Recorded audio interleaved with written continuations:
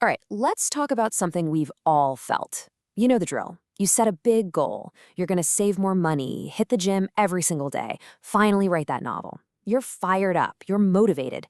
And then a few weeks later, poof, you're right back where you started. It's such a frustratingly familiar feeling, right? So, what gives? Why is it so incredibly hard to just do the things we say we want to do? Well, it turns out it has nothing to do with being lazy or weak-willed. Nope. It's actually all about a fascinating and predictable glitch in the way our brains are wired.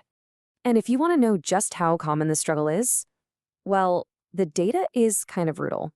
A 2007 study found that this is the percentage of people who actually succeed with their New Year's resolutions. Just 12%. Think about that.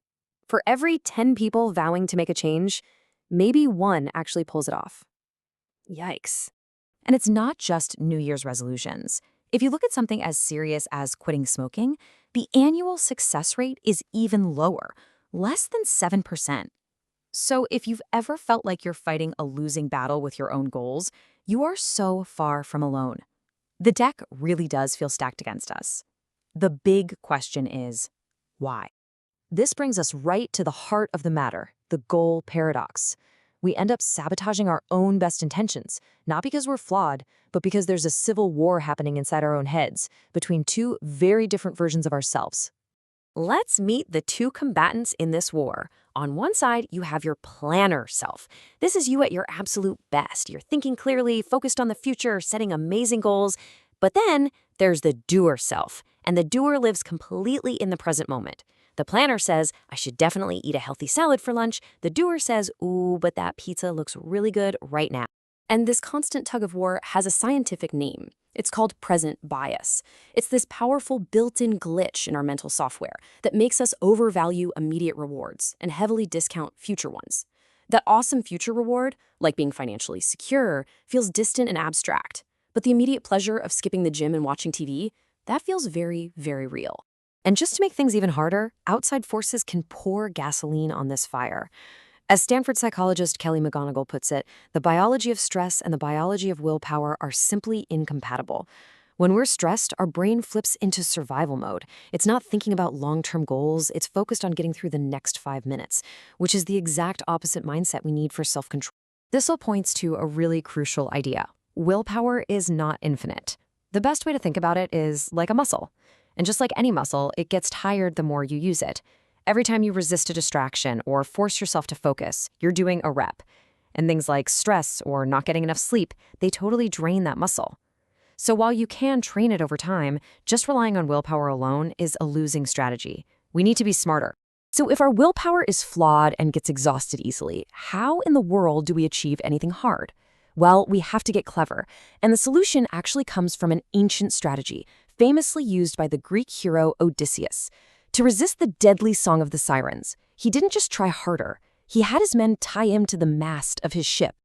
And that is the big idea right there. This isn't about brute force, it's about strategy. Your rational, forward-thinking planner self needs to set a little trap, a friendly trap, for your impulsive, future doer self. You're basically tying your own hands to make sure you stick with the choice you really want to make. This brilliant strategy has a name. It's called a commitment device. It's simply an arrangement you make right now, in the present, to lock in your future behavior. You're making it harder, more expensive, or maybe even impossible for your future self to give in to that short-term temptation. Now, the more academic definition describes it as a way to overcome that intrapersonal conflict we were just talking about, that epic battle between the planner and the doer. It's like signing a contract with your future self. And these devices basically come in two main flavors. First, you have hard commitments. These have real, tangible stakes, usually money. It's like making a bet where you'll literally forfeit cash if you don't follow through. On the other hand, you have soft commitments. These are more psychological. They tap into things like shame, disappointment, or your own identity. Just labeling a savings account kid's college fund makes it psychologically way harder to raid for a shopping spree. Okay, this all sounds great in theory, but does it actually work in the real world? Oh, absolutely. In fact, people use these kinds of devices all the time, sometimes without even realizing it. Let's look at a few examples. You've probably used some of these yourself. Ever cut up a credit card to stop overspending? That's a commitment device. Ever bought the single serving bag of chips because you know you'd eat the whole family size bag? That's one too. Brushing your teeth right after dinner to tell your brain the kitchen is closed for the night. Yep, these are all little ways your planner self outsmarts your doer self. But this idea gets really powerful when it's formalized. The Save More Tomorrow retirement plan is a fantastic example. Employees agree just once to have their savings contributions go up automatically every time they get a raise. You commit now, and it just happens. It brilliantly uses our own laziness, our inertia, to help us build wealth without ever feeling the pinch. Now, here's a really powerful, hard commitment. A program called SARES in the Philippines had smokers put their own money into a savings account that was then locked for 6 months. If they passed a nicotine test at the end of the 6 months, they got all their money back. But if they failed, the money was donated to charity. And what happened? It dramatically increased the number of people who successfully quit. Commitment devices can also use something even more powerful than money: social pressure. In Kenya and many other parts of the world, groups called Roscas are common. A group of people all agree to contribute a set amount of money to a pot every month, and each month, one person gets the whole pot. If you fail to pay, you're not just letting yourself down, you're letting down your friends and neighbors, and that's a huge motivator. So as you can see, this isn't just some interesting psychological theory. It is a practical, proven toolkit for managing yourself. So let's talk about how you can actually put it to work in your own life.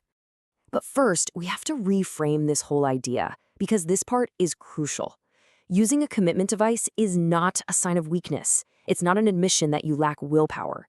It is the absolute opposite. It's a sign of profound self-awareness. It means you understand how your brain works, and you're being strategic enough to use that knowledge to your own advantage. It's just smart self-management.